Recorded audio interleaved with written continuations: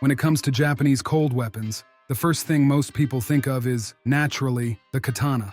This Japanese sword, or saber, as European classifications would have it, often represents the peak of bladed weaponry development, thanks in no small part to Hollywood. It's common knowledge that making a katana is a complex technological process.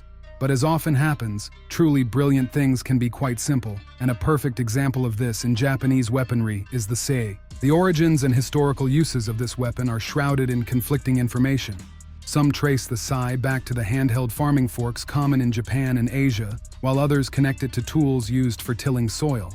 Still, others suggest an independent origin, linking it to the tips of certain spears. This weapon has been associated with peasants, ninjas, Buddhist monks, samurai, and later even police forces. The sai itself, with its shape and structure, provides a wealth of information about its function. As we know, creating a good blade is a tough job. With its convex or wedge-shaped cross-section, a blade endures huge stress during impact or contact with another weapon, and its edge can quickly dull. Moreover, the effectiveness of a blade relies heavily on its weight, especially if it needs to break through an opponent's armor.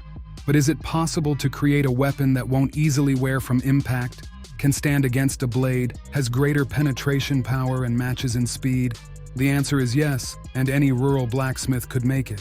All it would take is forge welding 2 round or polygonal steel rods in a cross shape, then bending the edges of one rod to form a guard, sharpening the main rod, and sometimes the side rods too.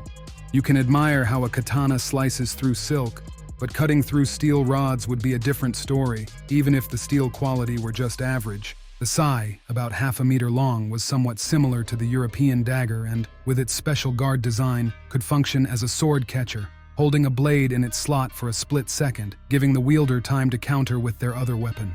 For this reason, the sai was usually wielded in pairs, though some say it was carried in threes, with the extra one used at the start of a fight for throwing. Over time, the sai evolved to include a solid metal handle, and the compact weapon's weight reached around 1 kilogram, similar to long-bladed weapons. This allowed for more powerful strikes and let the user hold it in a reverse grip. In this way, the fighter could wield it like a crushing baton, with the rod covering the forearm to parry attacks. With most of the weight in hand and its relatively compact size, the sai was easier to handle than a sword of similar weight. If needed, a pole could be attached to create a spear. This was a simple, highly versatile, and overall compact weapon. But we should remember that the sai only became popular in Okinawa around the 17th century, so it's technically not a medieval weapon, but rather an early modern one. Or medieval, sort of.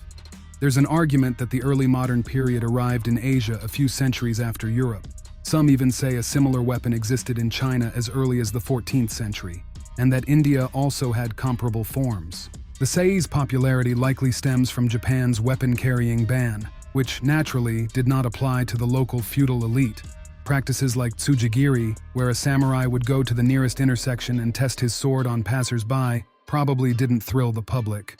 Prominent figures like Shogun Ashikaga Yoshiteru were known to wander the city at night, honing their skills on townsfolk. As someone once pointed out, Japan's legendary politeness comes from the fact that every samurai carried 2 swords.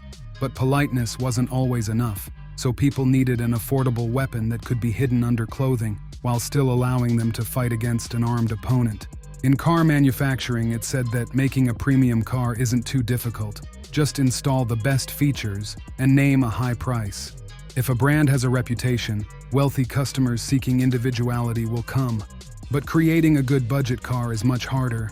Engineers have to give maximum value within a limited price range, competing with similar products. From 2 steel rods, a blacksmith could create a stiletto, a rudimentary sword catcher, and a club, all in one, a cheap but reliable combo.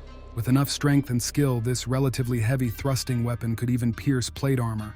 Sometimes both the central and side rods would be sharpened, adding to the range of possible strikes.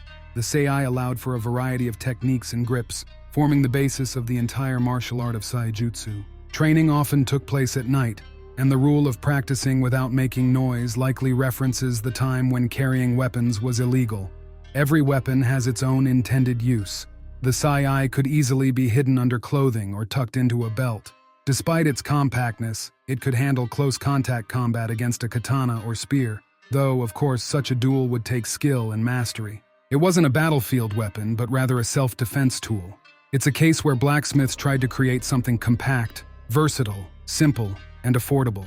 When Oscar Ratty mentions that the SEI was used by Japanese police to capture samurai alive, it makes a lot of sense. However, initially, it was most likely associated with ninjas and other lower-class Japanese who didn't want to be a silent victim of another samurai testing his blade, or who had pursuits beyond just farming rice.